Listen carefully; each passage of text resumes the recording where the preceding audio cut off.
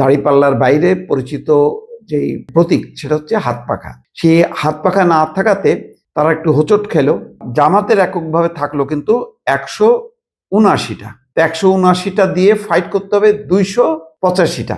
কিছুক্ষণ আগে বেশ নাটকীয়ভাবে 11 দলীয় যে জোট, সেই জোটের পক্ষ থেকে তাদের প্রার্থী তালিকা চূড়ান্ত করা হলো।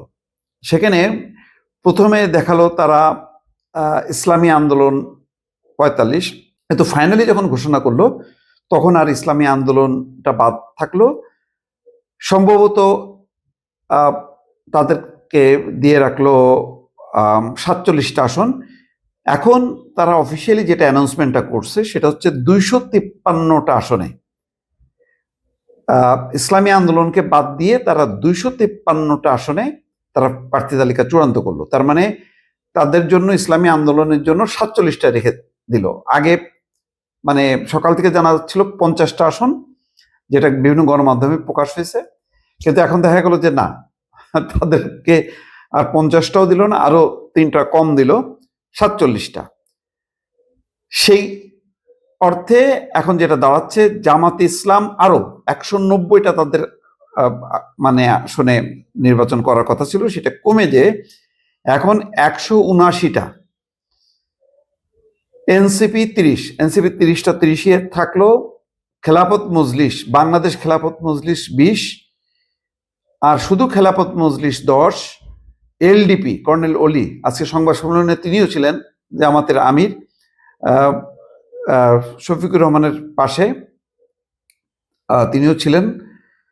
খেলাফত LDP 7, AB party Mujibur Rahman Manjur AB party 3, BDP 2, Nizami Islam 2। এখানে মূল ঝামেলাটা হলো যে তারা 300 আসনে করতে পারল না, এই কারণে যে ইসলামী আন্দোলন একেবারে খুব মানে কঠিন অবস্থা নিয়েছে, যে তারা এটা মানে না। তারা মিনিমাম 65টা 70টা এরকম একটা আসন সম্ভবত তাদের চাহিদা ছিল। প্রথমে তো আরো বেশি ছিল, আগে প্রায় 150 আসন, সেখান থেকে কমতে কমতে তারা এত কমে রাজি না। কালকে সম্ভবত তারা তাদের অবস্থানটা ক্লিয়ার করবে আগামীকাল বিকাল 3টার সময়। তো এই ঠেলাঠেলিতে যেটা হলো, জামাত ইসলামের সিট কিন্তু অনেক কমে গেল। তাদেরকে মূল প্রতিদ্বন্দ্বী বিএনপির সঙ্গে প্রতিদ্বন্দ্বিতা করতে হবে, যেখানে বিএনপির আসন 285টা এককভাবে, আর জামাতের এককভাবে থাকলো কিন্তু 179টা।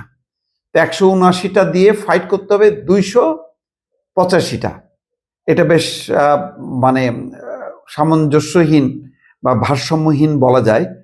তারপরেও তাদের একটা সুবিধা হলো যে তাদের একটা জোট নিয়ে তারা মাঠে নামবে, কিন্তু সেই জোটে আবার ফাটল দেখা দিল।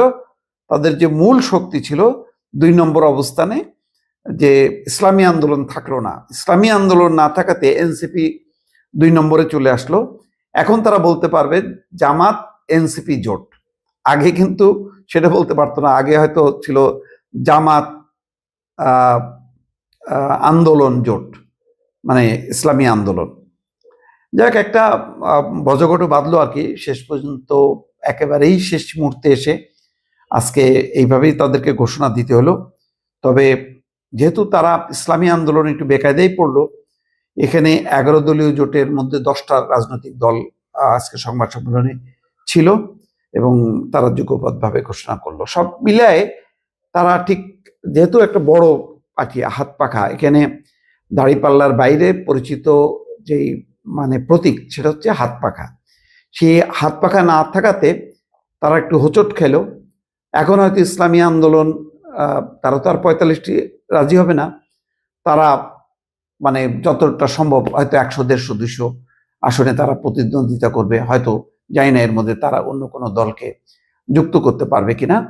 তো মোটামুটি একটা টানাপোড়েন গেল। এই টানাপোড়েনের মধ্য দিয়ে কিছুক্ষণ আগে তারা এই 253টা আসনে তাদের মানে আসন সমঝোতার বিষয়টা চূড়ান্ত করলো, প্রার্থী তালিকা ঘোষণা করলো। দর্শক ভালো থাকবেন, আল্লাহ হাফেজ।